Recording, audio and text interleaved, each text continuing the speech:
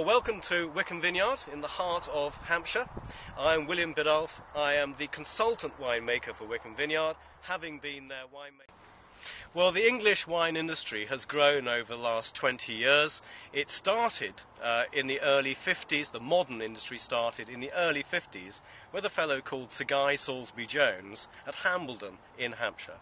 And on the back of his research in his small vineyard, vineyards went in, lifestyle vineyards went in, and on those early pioneers, we now have built an ever bigger and bigger industry.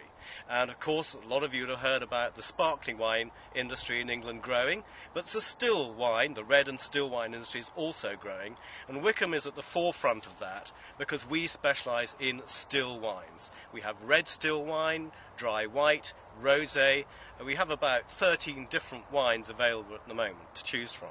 And the quality has been going up and up and up. I personally trained in New Zealand, having been in the retail industry in England for many years, so I brought from New Zealand all the modern techniques of cool fermentation, minimising oxidation, making the wines lovely and fresh, crisp and clean. In fact, one of the wines that we have, which is the Wickham Dry, is rather like a New Zealand Sauvignon Blanc.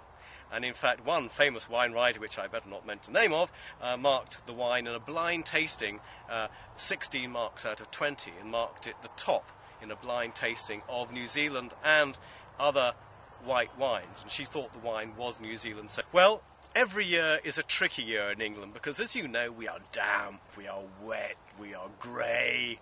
But this particular year, we had a frosty start, which was not good because the little shoots that you see like this, they come away here like this, and if these get frosted, these of course are the parts of the plant that will have the fruit that you see now.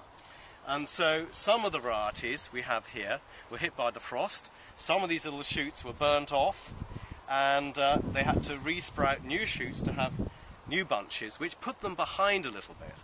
But we have 10 different varieties in this vineyard, and that's a good thing, because each variety does its thing with its bud burst, ripening, flowering at a slightly different time. So the earliest varieties might have been caught by the frost, but the slightly later varieties, only by maybe 3 or 4 or 5 days, were not hit by the frost. So it's not across the spectrum that the frost did damage, just a little bit of damage from frost. So we then had a lovely warm spring after that, which meant the flowering was superb. During flowering in June time, we want warm, sunny, breezy weather so that every little flower turns into a berry. So every one of these berries would have been an individual little flower. But if you get cold, miserable, dank weather, some of those little flowers abort because they're wet and cold and miserable.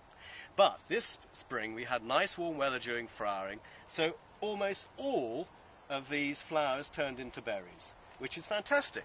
But that's not the end of the story, because with a large amount of fruit being borne by the plants need extra sun to make the grapes ripe enough to make the best wine.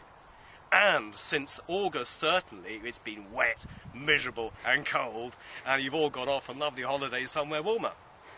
But a day like this, because we are, of course, in October now, is exactly what we need. We have had some very, very wet weather over the last few days, and if it had continued, that would have been very bad news.